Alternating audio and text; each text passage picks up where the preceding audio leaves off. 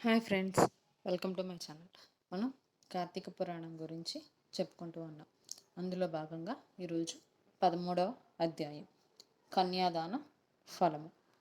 ఓ జనక చక్రవర్తి, కార్తీక మాసంలో ఇంకను విధిగా చేయవలసిన ధర్మములు చాలా ఉన్నవి. వాటిని వివరించదను, సావధానుడవై ఆలకింపుము.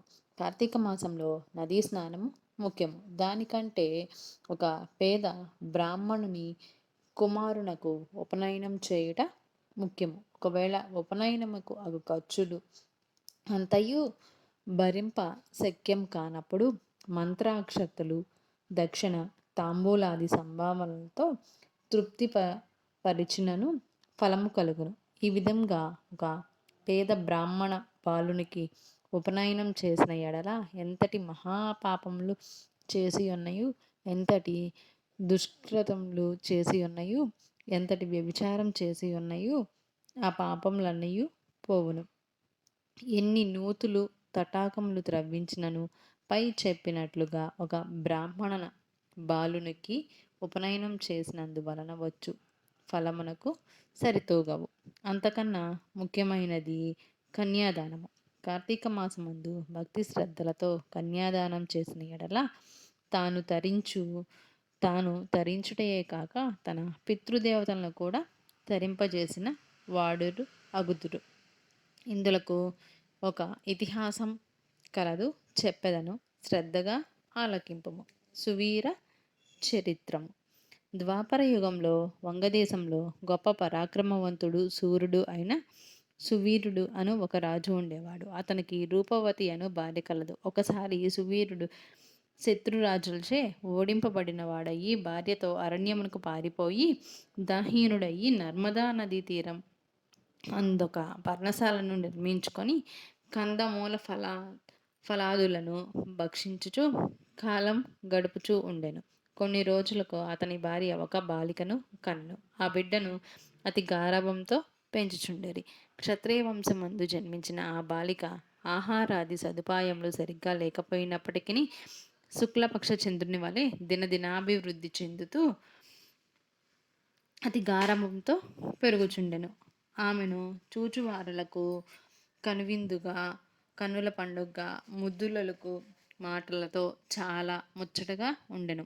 దినములు గడిచిన కొలది బాలికకు నిండు యవ్వన దశ వచ్చినది. ఒక దినము వానప్రస్థుని కుమారుడు బాలికను చూసి ఆమె అంద చందములకు పరవశుడై ఆ బాలికను తనకు ఇచ్చి పెళ్లి చేయమని ఆ రాజును కోరెను. అందులకు ఆ రాజు, ఓ మునిపుత్ర, ప్రస్తుతము నేను కడు భేదస్థితిలో ఉన్నాను. అష్టదరిద్రములు అనుభవించుచున్నాను. మా కష్టములు తొలగొటకు గాను నాకు కొంత ధనం ఇచ్చిన ఎడల నా కుమార్తెనిచ్చి పెండు చేస్తును అని చెప్పగా తన చేతిలో రాగి పైసా అయినను లేకపోవటచే బాలికపైనున్న మక్కువతో ఆ మునికుమారుడు నర్మదా తీరంన కుబేరుని గూర్చి ఘోర తపము ఆచరించి కుబేరుని మెప్పించి ధనపాత్రను సంపాదించెను. రాజు ఆ పాత్రను పుచ్చుకొని సంతోషించి తన కుమార్తెను ముని కుమారునికి ఇచ్చి పెండ్లి చేసి నూతన దంపతులిద్దరిని అత్తవారింటికి పంపెను. అట్లా మునికుమారుడు భార్యను వెంట పెట్టుకొని వెళ్ళి తల్లిదండ్రులకు నమస్కరించి అంతవరకు జరిగిన వృత్తాంతంను చెప్పి భార్యతో సుఖము అనుభవించుచుండెను. సువీరుడు మునికుమారుడు ఇచ్చిన ధనపాత్రను తీసుకొని స్వేచ్ఛగా ఖర్చు పెట్టుచు భార్యతో సుఖంగా ఉండెను. అటులా కొంతకాలం జరిగిన తరువాత ఆ రాజు భార్యమని మరొక బాలికను కనెను. ఆ బిడ్డకు కూడా యుక్త వయసు రాగానే మరలా ఎవరికైనాను ధనమునకు అమ్మవచ్చునని ఆశతో ఎదురుచూచుచుండెను. ఒకానొక రోజు సాధు పుంగవుడు తపతీ నదీ తీరం నుండి నర్మదా నదీ తీరమునకు స్నానార్థమై వచ్చు సమయంలో దారిలోనున్న సువీరుని కలుసుకొని, ఓయి, నీవెవడవు? ఈ ముఖ వచ్చస్సు చూడ రాజవంశమునందు జన్మించిన వాని వలె ఉన్నావు. నీవి అరణ్యం నందు భార్యాబిడ్డలతో నివసించుటకు కారణమేమి అని ప్రశ్నించగా సువీరుడు, మహానుభావ, నేను వంగదేశపు ఏలుచుండెడి సువీరుడను రాజును. నా రాజ్యము శత్రువులను ఆక్రమించుటచే భార్యా సమేతంగా ఈ అడవిలో నివసించుచున్నాను. దరిద్రం కంటే కష్టమేదియూ లేదు, పుత్రశోకం కంటే గొప్ప దుఃఖము లేదు, అటులనే భార్యా వియోగం కంటే గొప్ప సంతానం మరొకటి లేదు. అందుచే రాజ్య భ్రష్టుడైనందువలన ఈ కారడవిలో సకుటుంబంగా బ్రతుకుతున్నాను. నాకు 2 కుమార్తెలు. అందు మొదటి కుమార్తెను ఒక మునిపుత్రునికి ఇచ్చి వాని వద్ద నుండి కొంత ధనమును పుచ్చుకుంటుని. దానితోనే ఇంతవరకు కాలక్షేపం చేయుచున్నాను అని చెప్పగా, ఓ రాజా, నీవు ఎంతటి దరిద్రుడవైనను ధర్మసూక్ష్మము ఆలోచింపక కన్యను అమ్ముకొంటివి. కన్యా విక్రమం మహాపాతకములలో ఒకటి. కన్యను విక్రయించిన వారు అసి పత్రవన మను నరకము అనుభవించురు. ఆ ద్రవ్యంతో దేవముని పితృదేవత ప్రీత్యర్థము ఏ వ్రతం చేసినను వారు నశింతురు. అదియునుగాక కన్యా విక్రము చేసిన వారికి పితృదేవతలు పుత్ర సంతతి కలగకుండా శపింతురు. అటులనే కన్యను ధనమిచ్చుకొని పెండ్లాడిన వారు చేయు గృహస్థ ధర్మములు వ్యర్థమొకటయే కాక అతడు మహానరకమును అనుభవించును. కన్యా విక్రమం చేసిన వారికి ఎట్టి ప్రాయశ్చిత్తం లేదని పెద్దను వక్కాణించియే ఉన్నారు. కావున రాబోయే కార్తీక మాసంన నీ 2వ కుమార్తెను నీ శక్తి కొలది బంగారు ఆభరణములతో అలంకరించి సదాచార సంపన్నునకు ధర్మబుద్ధి కలవానికి కన్యాదానం చేయము. అటుల చేసిన ఎడల గంగా స్నానం అందించిన ఫలము, అశ్వమేధ యాగం చేసిన ఫలమును పొందుటయే కాక మొదటి కన్యను అమ్మిన దాని పాపఫలం కూడా తొలగిపోవును అని రాజునకు హితోపదేశం చేయగా, అందుక రాజు చిరునవ్వు నవ్వి, ఓ మునివర్య, దేహసుఖము కంటే దాన ధర్మముల వలన వచ్చు ఫలం ఎక్కువ.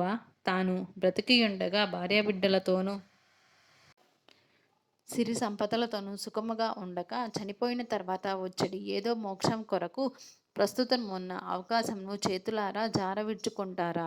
ధనము బంగారం కలవారే ప్రస్తుతం లోకంలో రాణించగలరు. కానీ ముక్కు మూసుకొని నోరు మూసుకొని బక్కచిక్కి శల్యమై ఉన్న వారికి లోకము గుర్తించున గౌరవించున ఐహిక సుఖములే గొప్ప సుఖములు. కావున నా 2వ కుమార్తెను కూడా నేను అడిగినంత ధనము ఎవరిత్తురో వారికి ఇచ్చి పెండ్లి చేయుదును కానీ కన్యాదానం మాత్రం చేయను అని నిక్కచ్చిగా చెప్పాను. ఆ మాటలకు సన్యాసి ఆశ్చర్యపడి తన దారిన తాను వడలిపోయాను. మరికొన్ని దినములకు సువీరుడు మరణించెను.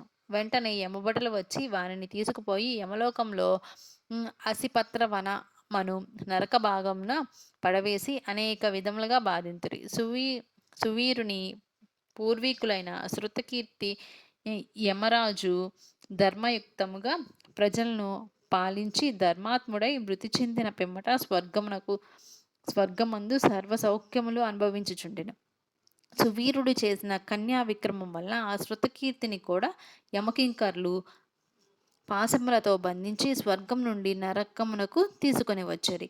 అంతటా శృతకీర్తి, నేనెరిగినంత వరకును ఇతరులకు ఉపకారం చేసి దాన ధర్మాదులు యాగాదులు అనుసరించి ఉన్నాను. నాకు ఈ దుర్గతి ఎలా కలిగి అని మనసులో అనుకొని నిండు కొలువు తీరి ఉన్న యమధర్మరాజు వద్దకు వచ్చి నమస్కరించి, ప్రభు, నీవు సర్వజ్ఞుడవు, ధర్మమూర్తివి, బుద్ధిశాలివి, ప్రాణికోటినంతయు సమముగా చూచుచుందువు. నేనెన్నడూనూ ఏ పాపము చేసి ఉండలేదు. స్వర్గలోకం నుండి నరకలోకమునకు తోడ్కొని వచ్చుటకు కారణమేమి, సెలవీయండి అని ప్రాధేయపడెను. అంతటా యమధర్మరాజు శృతకీర్తిని గాంచి, శృతకీర్తి, నీవు న్యాయమూర్తివి, ధర్మజ్ఞుడవు, నీవు ఎటువంటి దురాచారమును చేసి ఉండలేదు. అయిననేమి, నీ వంశీయుడగు సువీరుడు తన జ్యేష్ఠపుత్రికను ధనమునకు ఆశించి అమ్ముకొనెను. కన్య అమ్ముకునే వారి పూర్వీకులు ఇటు 3 తరముల వారు అటు 3 తరముల వారున్నను వారు ఎంతటి పుణ్యపురుషులైనా నరకము అనుభవించుటయేగాక నీచ జన్మ ఎత్తవలసి ఉండును. నీవు పుణ్యాత్ముడు అనియు ధర్మాత్ముడు అనియు నేను ఎరుగదునుగాక. నీకొక ఉపాయం చెప్పెదను. నీ వంశీయుడగు సువీరునకు మరి ఒక కుమార్తె కలదు. ఆమె నర్మదా నదీ తీరాన తన తల్లి వద్ద పెరుగుచున్నది. నా ఆశీర్వాదం వలన నీవు మానవ శరీరం దాల్చి అచటకు పోయి ఆ కన్యను వేద పండితుడు శీలవంతుడు అగు ఒక విప్రునికు కార్తీక మాసంన సాలంకృతంగా కన్యాదానం చేయించును. అటులా చేసిన ఎడల నీవు, నీ పూర్వీకులు, సువీరుడు, మీ పితృగుణములు కూడా స్వర్గములకు ఎగుదురు. కార్తీక మాసంలో సాలంకృత కన్యాదానం చేసిన వాడు మహాపుణ్యాత్ముడు. పుత్రికా సంతానం లేని వారు తమ ద్రవ్యములతో కన్యాదానం చేసినను లేక విధి విధానముగా ఆ బోతునకు వివాహం మొనర్చినను కన్యాదాన ఫలము అబ్బును. కనుక నీవు వెంటనే భూలోకమునకేగి నేను తెలిసిన అటులా చేసితివేని ఆ ధర్మ కార్యము వలన నీ పితృగణము తరించును, పోయిరమ్ము అని పలికెను. శృతకీర్తి యమునకు నమస్కరించి సెలవు తీసుకుని నర్మదా నదీ తీరంన ఒక పర్ణ వర్ణ కుటీరంలో నివసించున్న సువీరుని భార్యను కుమార్తెను చూసి సంతోషపడి ఆమెతో యావత్తు విషయములు వివరించి కార్తీక మాసంన సువీరుని రెండవ కుమార్తెను సాలంకృత కన్యాదాన పూర్వకంగా చతుర్వేదంలో చదివిన యొక్క బ్రాహ్మణ యువకునకు ఇచ్చి అతి వైభవముగా వివాహం చేసెను. అట్లా కన్యాదానం చేయటం వలనే సువీరునికి కూడా పాప విముక్తుడై స్వర్గలోకంలోనున్న పితృదేవతలను కలుసుకొనెను. కన్యాదానం వలన మహాపాపములు కూడా నాశనమగును. వివాహం విషయములలో వారికి మాట సహాయం చేసినను పుణ్యం కలుగును. కార్తీక మాసంన కన్యాదానము చేయవలెనని దీక్షభూని ఆచరించిన వాడు విష్ణు సాన్నిధ్యం పొందును. శక్తి కలిగియుండి ఉదాసీనత చూపువాడు శాశ్వత నరకమునకు ఏగును. ఈ విధంగా త్రయోదశ అధ్యాయము 13వ రోజు పారాయణం సమాప్తం. ఈ విధంగా కన్యాదానం చేయడం వలన చాలా పితృదేవతలకు కూడా ముక్తి లభిస్తుంది. కాబట్టి కన్యాదానం చేస్తే చాలా మంచిది. ఈ కార్తీక మాసంలో రేపు పౌర్ణమి రోజున మనం ఉపవాసం ఉండి సాయంత్రం గనక దీపాలు వెలిగించినట్లయితే ఆ పరమశివుని అనుగ్రహంతో పాటు విష్ణుమూర్తి యొక్క అనుగ్రహం కూడా మనకు కలుగుతుంది. కాబట్టి పౌర్ణమి రోజున చాలా మంచిది. ఉపవాసం ఉండి ఉదయం అంతా ఉపవాసం ఉండి సాయంత్రం సమయంలో ఇంట్లో దీపారాధన చేసుకొని భగవంతుని సన్నిధిలో గనక దీపాలను వెలిగించినట్లయితే మనకు కార్తీక మాసంలో సోమవారాల రోజు మిగతా రోజుల రోజు చేయకపోయినా పౌర్ణమి రోజు చేసినట్లయితే మనకు చాలా మంచి జరుగుతుంది. ఈరోజు ఉసిరికాయ మీద దీపం పెట్టి దీపాన్ని వెలిగించడం వల్ల 365 ఒత్తులు వేసి దీపాన్ని వెలిగించడం వల్ల కూడా మనకు చాలా మంచిది. చంద్రుని యొక్క కిరణాలు పడే విధంగా గనక చంద్రునికి మనము పూజ చేసినట్లయితే ఆరు బయట కానీ లేకపోతే డాబాల మీద కానీ మనం ఉపవాసం ఉండి సాయంత్రం దీపారాధన చేసేటప్పుడు చంద్రునికి కూడా దీపారాధన చేసినట్లయితే చంద్రుని యొక్క అనుగ్రహం కూడా మనకు దొరుకుతుంది. కాబట్టి రేపు ఓం సోమాయ సోమతనవే స్వాహ అనే మంత్రాన్ని జపిస్తూ ఓం సోమాయ సోమతనవే స్వాహ